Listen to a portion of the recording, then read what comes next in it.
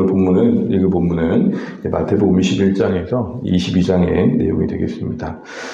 21장, 22장에 어떻게 보면 하나로 묶을 수 있는 주제라고 할 수 있는 것은 예수님의 메시아로서의 갖는 그 신적 권위에 대한 도전이라고 할 수 있습니다.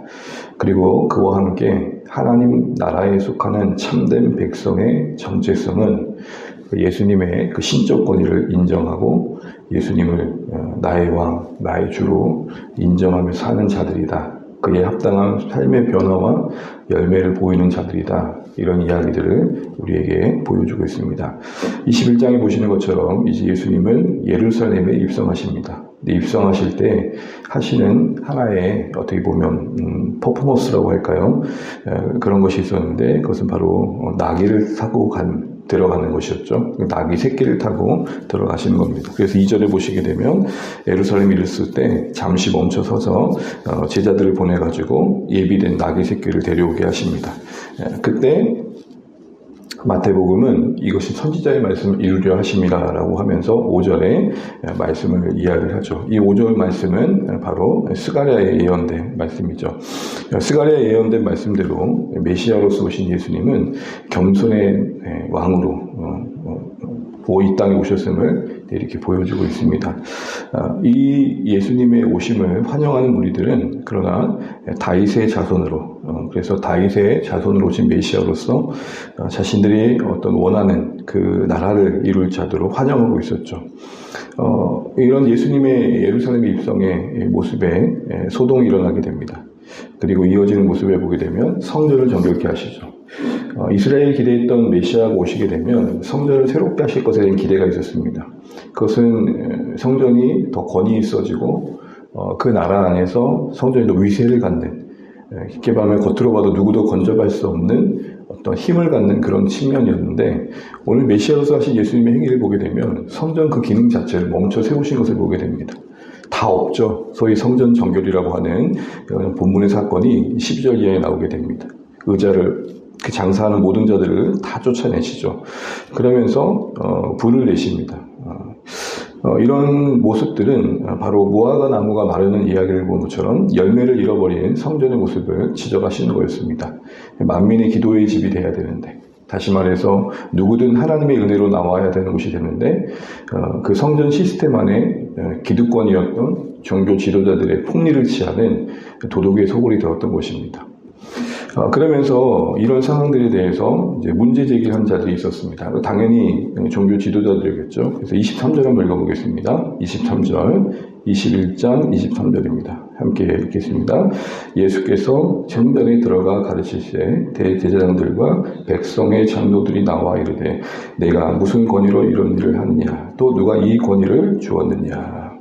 예수님의 권위에 공개적으로 도전하고 있는 것들을 보게 됩니다. 그러면서 이어지는 포도 농부의 비유라든지 그리고 21장 33절을 보면 나오죠. 포도 농부의 비유라든지 그리고 두 혼인잔치의 비유, 22장에 나온 혼인잔치의 비유 이런 모든 것들은 예수님의 권위를 도전하는 이스라엘 지도자들을 염두한 비유의 말씀입니다.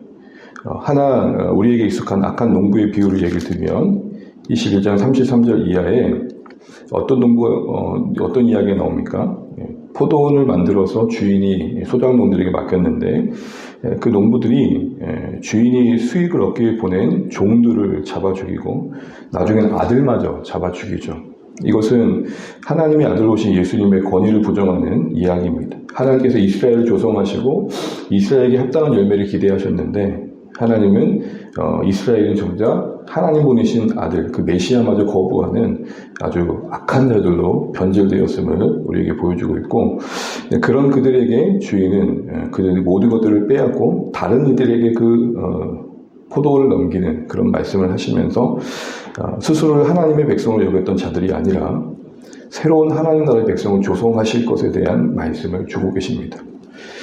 종교 지도자로서 갖는 그 종교적 허세와 위세 그리고 교만함을 드러내시면서 참된 하나님의 백성은 자신을 스스로 하나님 나라 백성으로 여기는 자들이 아니라 하나님께서 보내신 메시아에 대한 자세에서 태도에서 달라질 것이다 이렇게 말씀하고 계시는 겁니다. 그래서 성경을 좀 읽어 나오면 오늘 이곳에서 나오는 모든 비유의 내용들은 1차적으로는 이스라엘 지도자들의 예수님의 권위에 대한 부정이 갖는 그 어떤 모습들을 드러내시고 거기에 대한 심판의 메시지가 언급되고 있습니다. 그러면서 참된 하나님의 백성에 대한 이야기가 나오는 것이죠.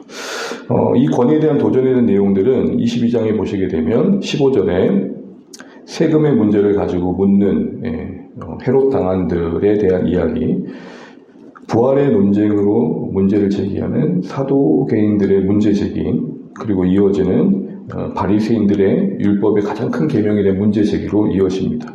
다들 목적이 뭐냐? 시험하려고 합니다. 예수님을 자꾸 시험해서 예수님의 권위를 도전할 뿐만 아니라 예수님의 권위에 흠집을 내려고 했던 거죠. 그런 그들에게 이제 마지막으로 하신 말씀이 41절 이하에 나옵니다. 22장 41절. 우리 이 말씀을 쭉 읽으면서 본문을 마무리해 보겠습니다. 22장 41절 한번 좀 읽어보겠습니다. 바리새인들이 모였을 때 예수께서 그들에게 물으시되 너희는 그리스도에 대하여 어떻게 생각하느냐? 누구의 자손이냐? 대답하되 다윗의 자손이니이다. 이르시되 그러면 다윗이 성령에 감동되어 어찌 그리스도를 주라 칭하여 말하되 주께서 이르시되 내가 내 원수를 내 발 아래에 둘 때까지 내 우편에 앉아있으라 하셨도다 하였느냐? 다윗이 그리스도를 주라 칭하였은즉 어찌 그 자손이 되겠느냐 하시니 한마디도 능히 대답하는 자가 없고 그날부터 감히 그에게 묻는 자도 없더라. 아멘. 예수님께서는 결정적으로 이제 계속 질문만 받다가 어떤 시험거리가 되는 일들을 자꾸 이야기를 듣고만 있다가 이제 결정적인 질문을 되물으십니다. 하시면서 그리스도, 그 메시아가 누구냐? 다윗의 자손입니다. 라고 그들이 인정합니다. 거기까지 동의가 된 거죠. 그러니까 다윗의 후손 중에 누군가가 메시아라는 것을 인정합니다. 다시 묻습니다. 그런데 왜 다윗은 그 후손 중에 올 그 메시아에게 주, 곧 하나님이라고 고백했느냐? 이건 부정할 수 없는 게 이미 시편에 고백된 고백이거든요. 그러니까 바리새인들은 성경을 그 누구보다 더 잘 알았습니다. 이 시편을 말씀을 잘 알았습니다. 그러니까 뒤에 보면 한마디도 대답을 못하는 거죠. 무슨 말입니까? 사람으로 오는 후손으로서는 그들은 인정했지만 그 사람으로 오신 후손이 하나님 그분이시라는 것에 대해서는 전혀 인정하고 있지 않았던 겁니다. 너희들이 다윗의 자손으로서는 메시아를 알면서 그 메시아를 향해 정작 다윗이 그 후손 중에 한 사람임을 불구하고 그 메시아를 향해 무릎 꿇고 주라고 고백했고 하나님이라고 고백한 부분을 왜 간과하느냐라는 겁니다. 너희 앞에 있는 내가 다윗의 후손 중에 한 사람으로 왔고 그 다윗이 주라고 고백했던 그 하나님으로서 이 땅에 온 메시아이다. 이 얘기를 하는 겁니다. 다윗의 자손이라는 것은 예수님의 메시아로서의 인성을 말한다면 그 다윗의 자손을 향해 주라고 고백한 것은 예수님의 신성을 말하는 것이죠. 참 하나님이시면서 참 아들로 오신 메시아로서 예수님 자신을 다시 한번 이야기하시면서 너희들이 이걸 알 텐데 그럼 너희는 나에게 어떤 반응을 보여야 되겠니? 라고 할 때 그들은 알면서도 입을 닫습니다. 이건 여러분 뭐라 그러죠? 고집이라고 그럽니다. 고집. 완고함이라고 말하는 겁니다. 그들이 만약 그걸 인정하는 그 순간 그들은 어떻게 해야 됩니까? 모든 권위를 예수님께 내어드리고 그들은 그 예수님의 무릎 앞에 무릎을 꿇어야겠죠. 그러고 싶지 않았던 겁니다. 그들이 취하고 있는 이득과 명성과 위세를 잃고 싶지 않았던 거죠. 자, 이런 일련의 이야기들 속에서 우리는 다시 한번 우리 자신에게 질문을 해보게 됩니다. 우리에게는 예수 그리스도가 나의 주, 나의 임금, 영원한 왕이십니까? 그래서 여러분 오늘 이 21장과 22장을 둘러싸고 있는 중요한 이야기는 22장의 마무리는 예수님이 하나님의 아들로서 참된 주가 되신다라는 질문 앞에 침묵하고 있는 바리새인들을 말하고 있다면 21장의 시작은 예수님이 주님으로서 우리에게 요구하신 명령에 순종하는 제자들의 얘기를 하고 있습니다. 그래서 나귀를 가져오라고 하실 때 하셨던 말씀을 우리는 다시 한번 우리 자신에게 적용해 볼 필요가 있습니다. 21장 3절 보십시오. 뭐라고 되어 있습니까? 주가 쓰시겠다 하라. 주가 쓰시겠다 하라. 이게 오늘 21장, 22장 내내 예수님이 자신이 메시아로서 다만 다윗의 자손, 한 인간으로서만 오신 게 아니라 다윗이 그 메시아를 향해 주라고 고백했던 하나님으로서 오신 분으로서의 그 권위를 말씀하시면서 이야기하는 것입니다. 모든 것의 소유자이신 주님께서 쓰시기라고 하실 때 내어드리는 것. 그게 하나님 참된 백성의 모습이라는 것. 그러면서 이 본문의 가운데에는 그 결정적인 이야기하는 게 무엇이냐면 가이사의 것과 하나님의 것에 대한 이야기가 나옵니다. 22장 21절 제가 읽고 마치겠습니다. 20절 21절입니다. 예수께서 말씀하시되 이 형상과 이 글이 누구의 것이냐 이르되 가이사의 것이니이다. 이르되 그런즉 가이사의 것은 가이사에게 하나님의 것은 하나님께 바치라 하시니. 헤롯 당원들은 예수님을 궁지에 몰기 위해서 가이사에게 세금을 바치는 문제를 꺼냅니다.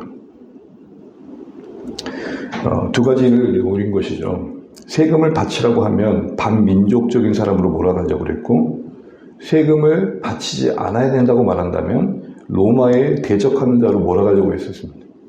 그런 그들에게 하시는 답이 가이사의 것은 가이사에게라고 말합니다. 세금으로 바쳐지는 로마의 돈에 새겨진 가이사의 형상은 가이사의 것에게, 그러니까 로마가 말한 그 어떤 제도에 그 순응해야 될 것을 말합니다. 그러면서도 그걸 바치는 그 당신들은 하나님의 것으로서 하나님께 바쳐야 되는 걸 말합니다.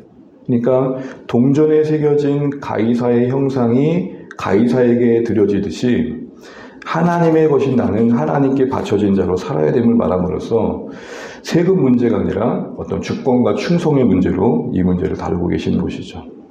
당신들이 나에게 세금의 문제로 다가오는데 난 당신들에게 묻는다. 당신들은 하나님의 형상으로 지음받은 자들로서 하나님이 보내신 그 메시아에 대한 참된 반응을 보이고 있느냐, 이 질문을 하시는 것이죠. 가이사의 것은 가이사에게 드린 게 당연하듯이 하나님의 것인 당신들은 하나님께서 보내신 권위 앞에 순종하는 게 맞을 것이다, 이렇게 말씀하시는 겁니다.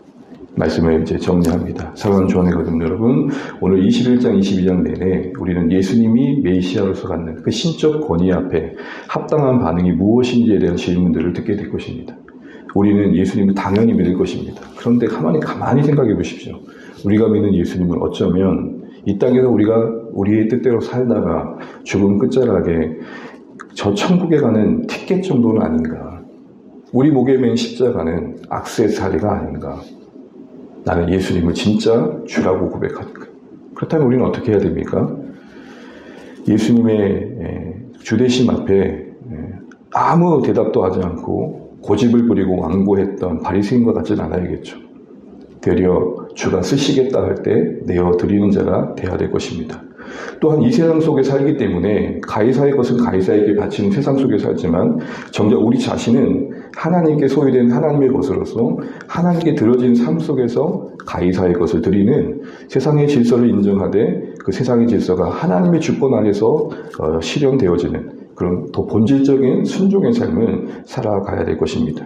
세상에 책임을 다하되 우리는 하나님의 형상으로서 하나님께 책임을 더 우선되게 하는 하나님의 것으로서의 삶을 살아내야 된다는 것이죠. 오늘도 하루 내내 이 단어 하나를 생각하시면 좋겠습니다. 주가 쓰시겠다고 할 때 나를 드리자. 오늘 하루도 여러분의 입술이, 나의 손이, 나의 발이 주가 쓰시겠다 할 때 드려지시는 복된 하루 되시기를 바랍니다. 바리새인들처럼 알면서도, 어떻게 해야 되는지를 알면서도 입을 다물고 그 완고함을 표현하고 고집을 부리고 하나님의 것으로서 나를 드리는 그 일들에 머뭇거리지 않고 주가 쓰시겠다고 할 때 내 주님하고 기꺼이 우리를 내어드림으로써 주의 주되심을 드러내는 복된 하루 되시기를 간절히 소망합니다. 기도하겠습니다.